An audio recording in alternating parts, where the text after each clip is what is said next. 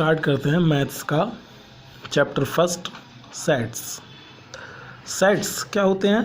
Set is a well defined collection of objects का well defined collection set कहलाता है। इसमें एलिमेंट्स में कोई कन्फ्यूज़न नहीं होना चाहिए, इसी को वेल डिफाइंड कलेक्शन बोलते हैं। एग्जाम्पल दिए हैं set of 7 days of a week.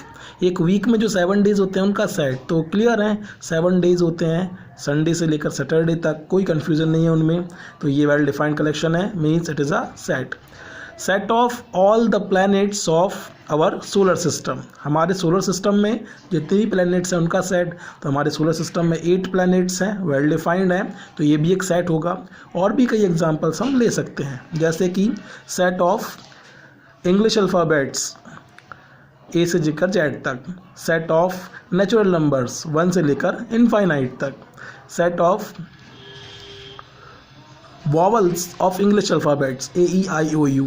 तो ये सब वेल डिफाइंड कलेक्शन है, इनमें एलिमेंट्स के बारे में कोई कन्फ्यूज़न नहीं होता, इसीलिए इनको वेल डिफाइंड कलेक्शन बोलते हैं और फिर ये सेट कहलाते हैं। अब सेट्स कौन से नहीं होंगे, तो इसके लिए भी कुछ एग्जाम्पल गिवन है which is not a set.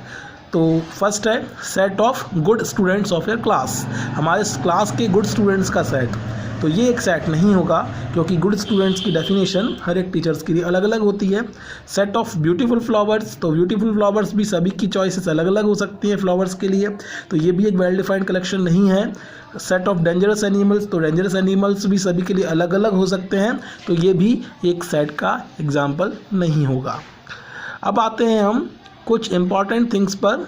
Set is represented by capital letters, तो सेट को कैपिटल लेटर से रिप्रेजेंट करते हैं और जो उसके एलिमेंट्स होते हैं उनको स्मॉल लेटर से रिप्रेजेंट करते हैं। एग्जाम्पल में गिवन है एक सेट है जिसको कैपिटल ए से रिप्रेजेंट करा है और सेट में एलिमेंट्स हैं AEIOU, ये सारे एलिमेंट्स स्मॉल लेटर से रिप्रेजेंट किए हैं।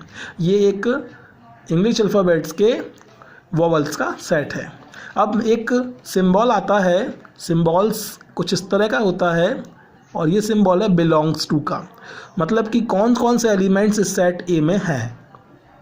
जैसे स्मॉल ए एक एलिमेंट है जो कि सेट ए में है, दिखाई दे रहा है, हाँ दिखाई दे रहा है, मतलब ए बिलोंग करता है सेट ए में, बिलोंग्स टू मतलब उस सेट में है कि नहीं। अच्छा, क्या एलिमेंट बी इस सेट में है क्या?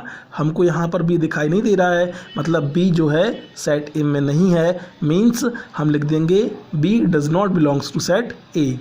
क्या नंबर 3 सेट ए में है? नहीं, नंबर 3 भी सेट ए में नहीं है, तो हम लिख देंगे does not belongs to, 3 does not belongs to set A. I, क्या आई बिलोंग करता है सेट ए में? Yes, I belongs to set A. ठीक है, अब हम आते हैं नेक्स्ट इम्पॉर्टेंट टॉपिक पर। Each element to be written once, set में जितने भी एलिमेंट्स होते हैं उन सभी को सिर्फ एक ही बार लिखा जाता है। जैसे कि एक स्कूल वर्ड के अंदर जो भी लेटर्स हैं उन सभी का सेट दिया है, तो स्कूल की स्पेलिंग है SCHOOL, यहाँ O 2 बार आया है, लेकिन हम जब सेट में एलिमेंट्स को लिखेंगे तो उसमें हर एलिमेंट को एक ही बार लिखेंगे SCHOL, O को रिपीट नहीं करेंगे, मीन्स सेट के अंदर जब एलिमेंट्स को लिखते हैं तो कोई भी एलिमेंट रिपीट नहीं होता। एक चीज़ और है कि ये जो एलिमेंट्स हैं इनका ऑर्डर भी चेंज कर सकते हैं, है ना, जैसे C को पहले और S को बाद में या H को पहले, मीन्स ऑर्डर चेंज होने पर सेट चेंज नहीं होता है। ठीक है।